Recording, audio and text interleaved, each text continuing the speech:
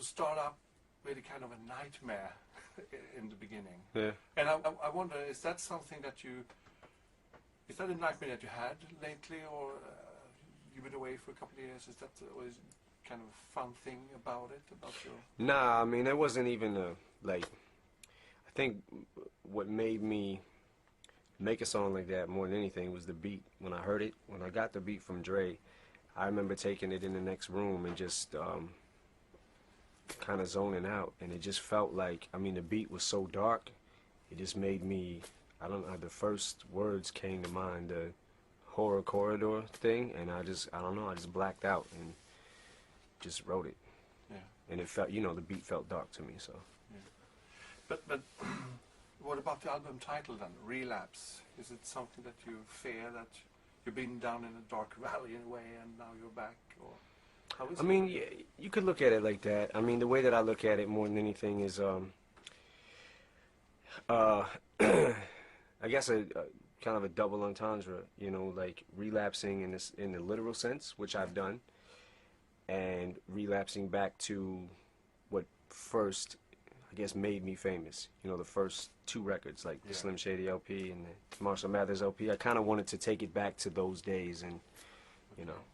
Was it kind of a new start for you? You felt that you have to look back a bit to find that feeling again, or how was it for you? Well, definitely it was a new start. You know, I feel like I almost feel like I'm reintroducing myself to the world. You know, like you know, this is. I mean, I got a second win. It's kind of what I feel like right now. Yeah. You know, refreshed. How self-assured were you that you still had it? If you understand what I mean, when you started working on the album, did you know that I'm going to do this, it's going to be fine, or did you have your doubts? Yeah, I definitely had my doubts. I mean, I went through 3 or 4 years of having my doubts. Like if I, you know, there was a point in time where I didn't know if I had it at all anymore. I had a pretty bad case of writer's block, and I would try to put my thoughts down on paper, and it just wasn't the same. You know, nothing I did was like, felt like, you know, the earlier magic that I used to have. You know what I mean? It just felt like it was kind of gone. And by getting sober and, you know, my mind clearing up, you know, and just me being able to think again and function normally again, everything just kind of felt like it was coming back, you know. Was it so?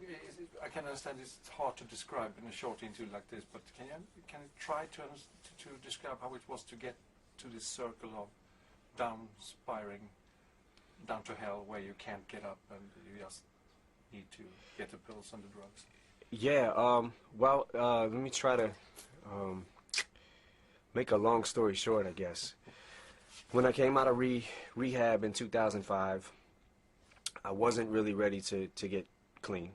Like I kind of knew it in the back of my mind. You know, everyone else was, it felt like everyone was ready for me to, but I wasn't. So, you know, relapsed and started taking Vicodin, started with the Vicodin again, and then started with the Valium again, and then the Valium wasn't strong enough. You know, first I would start with, I would go from Vicodin, and then I'm having trouble sleeping at night, so let me take some NyQuil. And then the next day or 2 days, NyQuil's not strong enough, so I need to go to the doctors. I need another prescription. I need Valium. You know, now I got to call my dope dealer. You know what I mean? Like, so started, you know, I would start back with the NyQuil was a big trigger, and then Valium, and then the Valium wasn't strong enough, so now I need Ambien, and now I need this, you know, to sleep every single night. I can't go to sleep without it. And then your tolerance gets higher and higher the more you do, and then you lose your best friend, and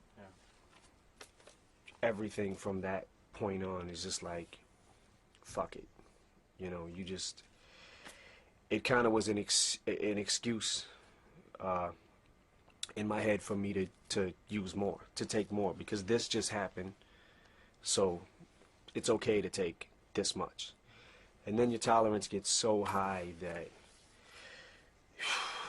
you know, you end up overdosing, you know what I mean? And then everything from that moment, it just, you know, you gotta make a decision, like, what do you want to do with your life, you know?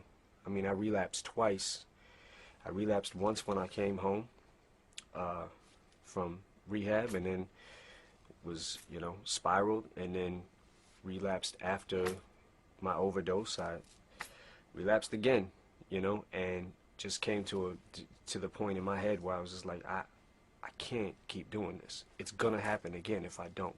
You know what I mean? So basically made the decision like I wanna stop now. Okay. Yeah, it's just up to you yourself. Yeah. Yeah.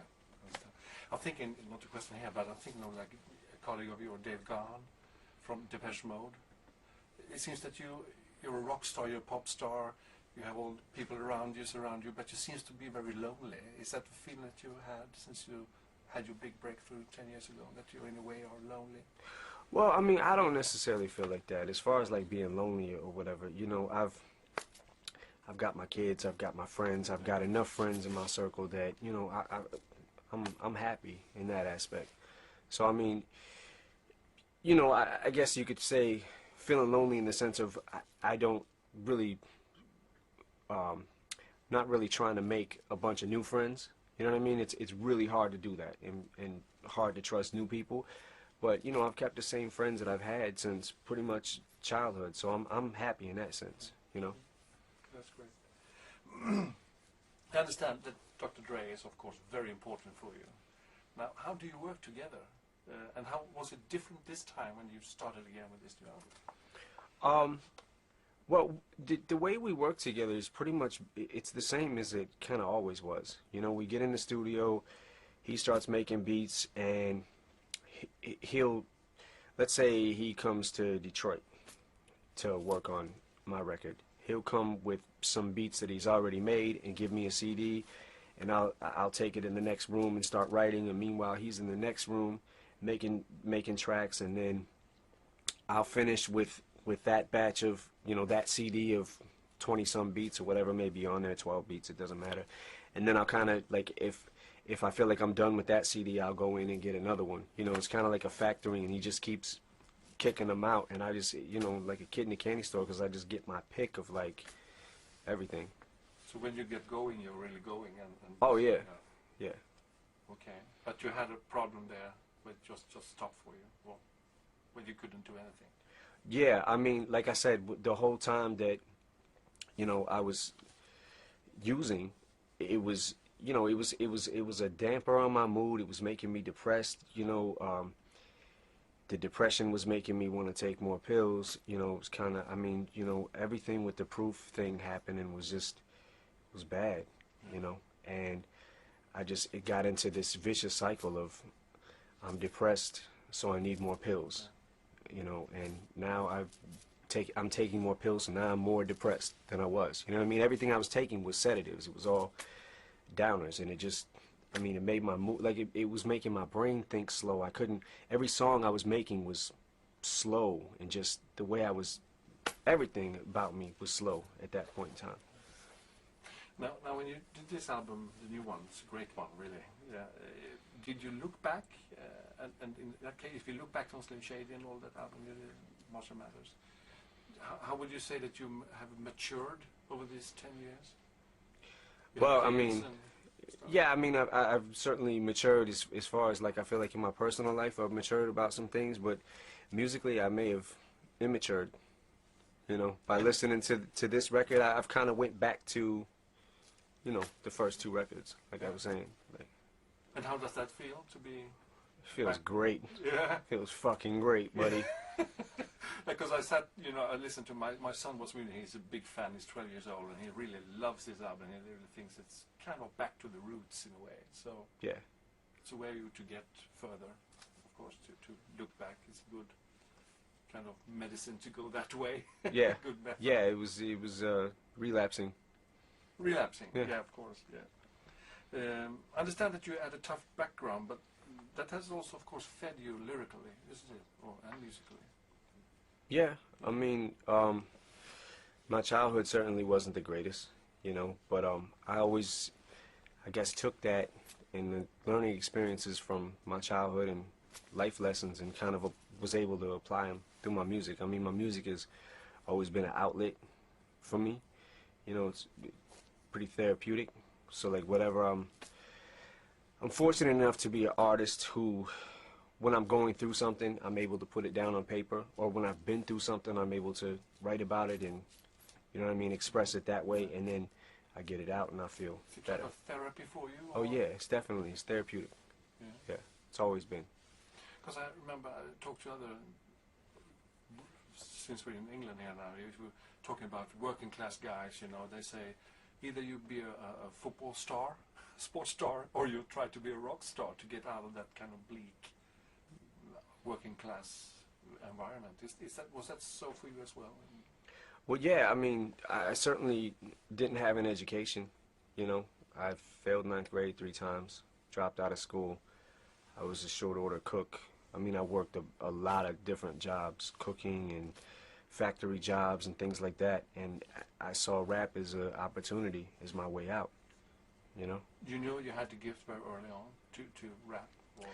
Well, I don't know about early on. I mean, I was kind of, like when I was a kid, I think I wanted to be a comic book artist and draw, you know. Yeah. But as I got a little bit older, I think I wrote my first rap at 13 or 14 years old, and around 16-ish, I got like really serious with it. And then, you know, the more I practiced, the better at it I got. And it just, in my early 20s, I was just like, okay, this is what I want to do, you know, and there's no other option for me.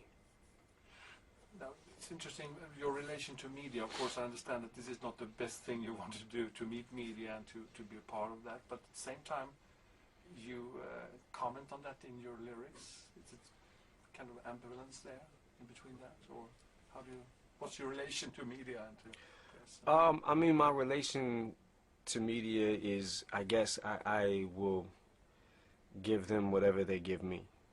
You know what I mean? Like, on one hand, I don't necessarily love to sit down and talk about the music and talk about, like, defend things that I've said before. You know what I mean? Like, I don't like to feel backed into a corner. Like, why did you say this?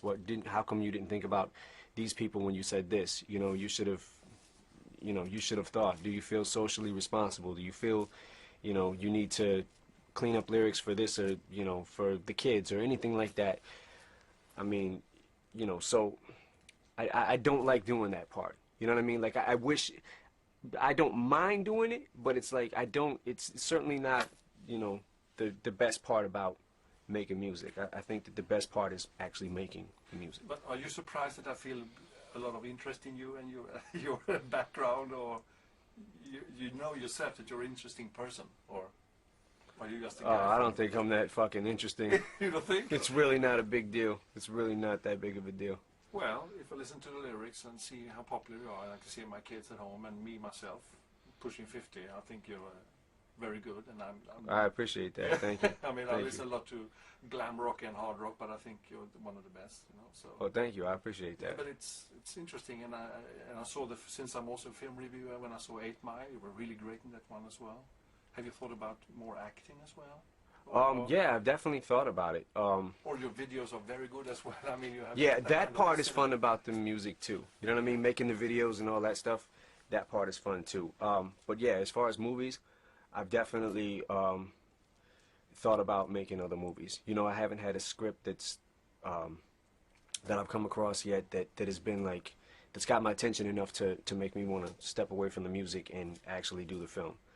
But you know, I'm certainly open for you know, new ideas or whatever.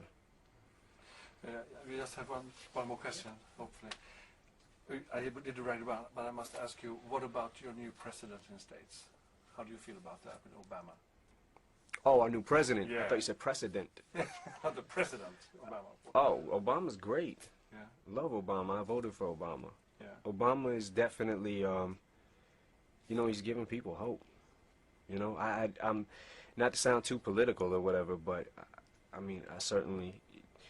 You haven't engaged yourself in this election at all, or you just felt that he was right without support him officially, or? Oh yeah, I mean, I certainly voted for him. You know what I mean, but. Yeah. I interviewed John Fogerty, the legend from Creedence Clearwater, who is kind of a left-wing guy, who said that I'm not sure that we Americans are worthy of this good guy that he is. How would you describe him, Obama? He seems like he's a great fucking guy. He's certainly got a great head on his shoulders. He speaks the way he speaks with authority. He speaks with confidence. Like you could just feel, he's got an aura about him that's just incredible. It was kind of like when he first started running. Like I never followed an election so much in my life. There's a lot of people who never really did. You know what I mean? I'm sure a lot of people could say the same thing. But I never actually, me personally, never actually followed an election as close as this one and wanted somebody to win more than anybody. You know what I mean? It was just like, man, this guy is great. And, he's given us a sense of hope, Yeah. It's historical for Oh, yeah. black presidents. Fantastic. Definitely. Yeah. So glad to see you. Cool. Thank you. Very nice. Thanks, man. Can I have some signed? Is it okay? Do you want to sign Yeah. some stuff before?